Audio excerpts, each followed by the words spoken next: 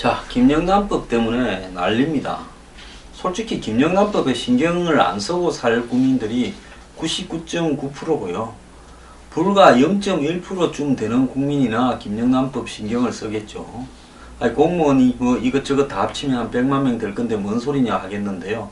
공무원 중에서도요, 힘없는 공무원은 뭐 3만원 이상짜리 밥 사주는 사람도 없고 5만원 이상짜리 선물 주는 사람도 없습니다. 공무원의 우대가리 몇 명 이야기 아니겠습니까?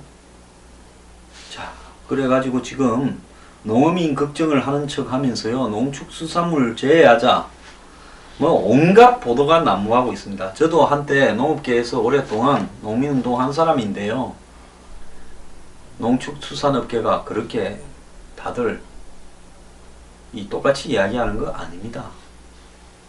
몇몇이요, 농축수산업계에서 추석 설 선물로 먹고 사는 사람은 그 바닥에서 가장 돈 많이 버는 유통업자들입니다.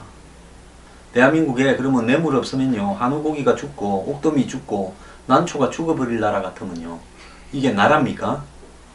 이래도 망하고 저래도 망하는데요, 김영란법 한번 해보고 망해버리는 게 낫지 않습니까?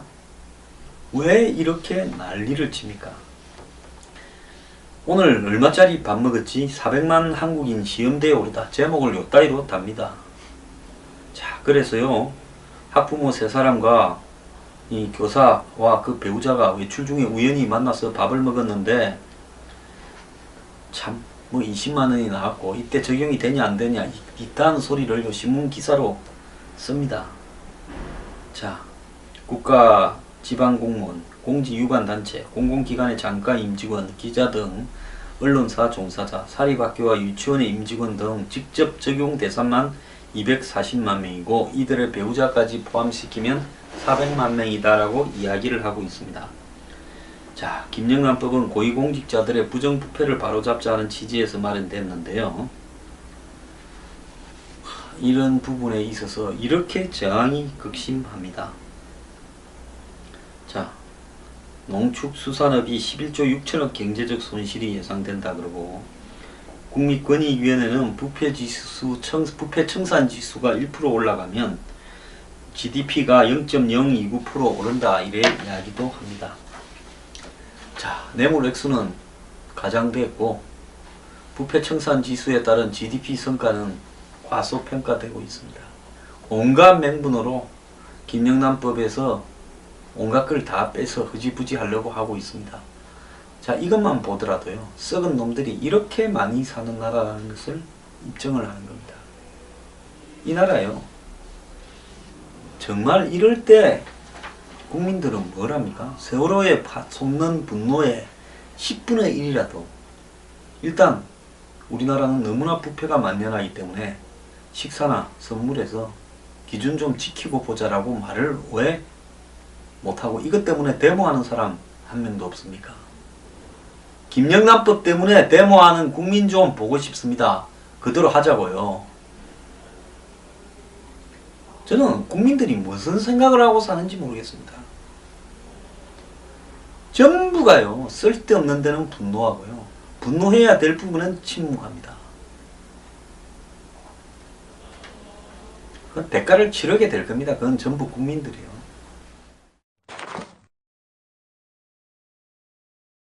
뭐 작년 11월 달에 문을 연 국립아시아 문화전당, 뭐 아문법이니 뭐니 해가 시끄러웠고 돈이 몇 조가 나가니 어쩌니 시끄러웠던 때입니다.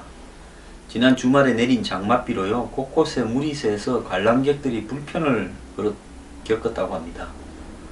자, 국립아시아 문화전당에 따르면요, 주말에 내린 장마비로 전당, 어린이 문화원과 체험관 등 10곳에서 빗물이 샜다고 합니다. 문화전당 직원들은 양동이를 곳곳에 배치하고 천정에서 떨어지는 빗물을 받아냈고 복도에 흐르는 빗물을 닦아냈다고 합니다. 주말을 맞아 전당을 찾은 어린이와 부모들은 빗물을 피해 이동하는 불편을 겪었다고 합니다. 문화전당 측이 파악한 누수 지점이요, 총 10곳이라고 합니다. 지하에 들어선 국립아시아 문화전당은 2,500톤의 빗물을 받아 광주천에 내보내는 친환경 시스템을 도입했는데요, 개관 이후 올 봄부터 누수 현상이 종종 발생합니다. 자, 광주에 3일 69mm가 내렸고 주말에만 180mm가 내렸는데 누수 지점이 더 늘어나고 있다고 합니다. 공사를 맡았던 D건설은 개관 이후에 AS센터를 전당 내에 두고 하자 보수 등 서비스를 하는데도요. 문화전당 관계자는 지하에 건설됐지만 구조적으로 문제가 없다며 정확하게 어느 지점에서 비가 새는지 파악해서 보수 공사를 하겠다 했습니다. 국립아시아문화전당은 이 5.18 광주민주화 운동의 역사적 현장인 옛 전남도청 부지에 16만 평방미터 규모로 11월 25일 작년요 공식 개관했습니다. 참고로 국립아시아문화전당은 예산은 7,100억이 들었다고 합니다. 7,100억이 들은 아시아문화전당이요. 비 좀 왔다고 8개월 만에 이렇게 비가 줄줄 새는데요. 경찰, 검찰은 즉시 아시아문화전당에 7,100억을 이 공사비를 들리는데 왜 이런 일이 생기고 있는지, 어느 놈이 방수도 안 했는지 좀 잡아내길 바랍니다. 한이 있으면요, 그 한을 다른 방법으로 소화해내고 풀어야지요. 예산을 냅다 받아가가지고 국민들은 아시아문화전당 짓는 줄도 몰랐습니다. 저도 뭐 작년인가 안문법 해석기 전에요, 아시아문화전당이 뭔지 그게 짓는지 어디서 본 적도 없습니다. 제가 그래도 뉴스에 밝은데 저도 잘 모르는 채 거의 완공까지 갔다 그러면 이런 부분에 큰 사업을 벌리면서 그래도 국민적 공감대를 얻어서 가야 되고요. 그런 게 좀 필요하지 않겠습니까? 자, 먼 일만 생기면 돈으로 메꿉니다. 세월호가 빠져도 돈으로 메꾸고요.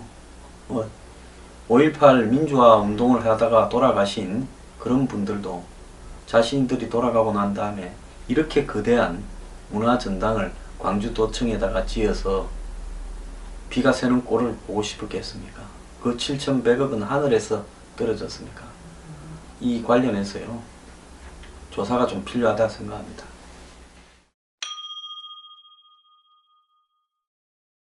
부동산 가격이 머지않아 곧 폭발한다.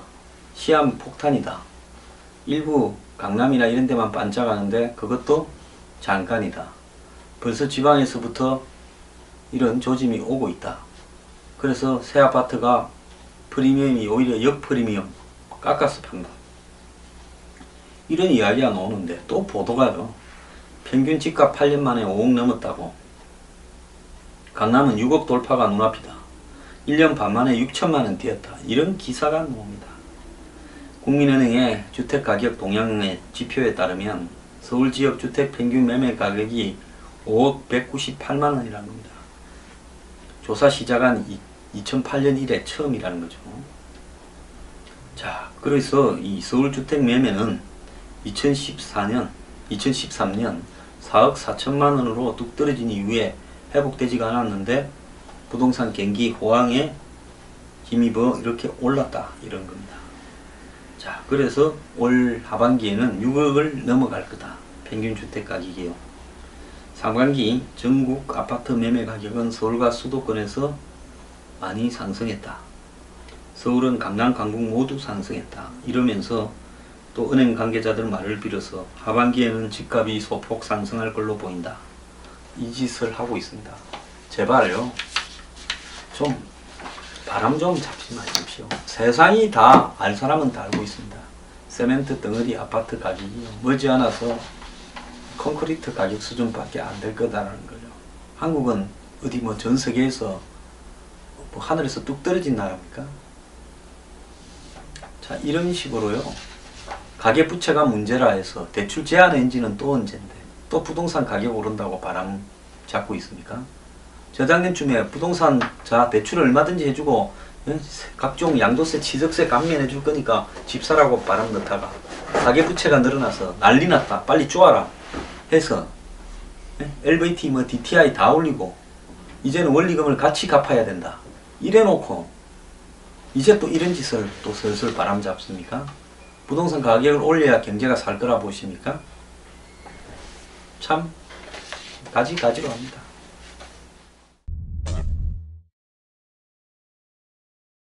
경찰이 지난해까지 이 거두지 못한 누적 과태료가 1조 672억이라고 합니다. 자, 뭐 이렇게 많이 늘어나고 있습니까? 하긴 제가 아는 뭐 어떤 차관급 공직자는요, 수백만 원의 교통위반 범칙급 과태료를 안 내가 뭐 임명될 때 후딱 납부하는 사람도 봤고요.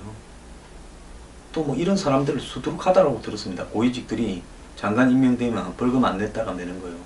근데 저는 정말 이해가 안 가는 게, 이런 돈을 안 내고 마음이 편합니까? 저도 뭐 우리 집에 교통딱지 과태료 뭐 이렇게 몇 번 날라온 적도 있고, 뭐 세금 같은 거 날라오면요, 안 내면요 불편해서 신경이 쓰여서 어쨌든 제 시간 지켜서 냅니다.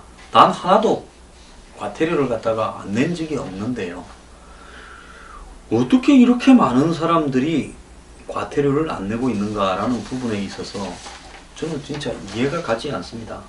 잘 내는 사람만 봐보고요, 안 내는 사람은 안 봤습니까?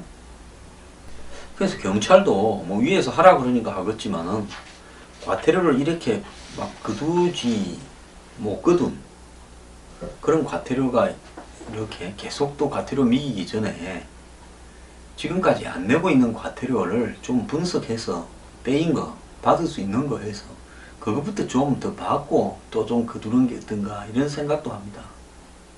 안 그러면요, 정부가 무슨 조폭들 사가지고 과태료 걷어오라고 하고 뭐 반반 나눠 먹자 이렇게 할 수는 없는 거 아닙니까?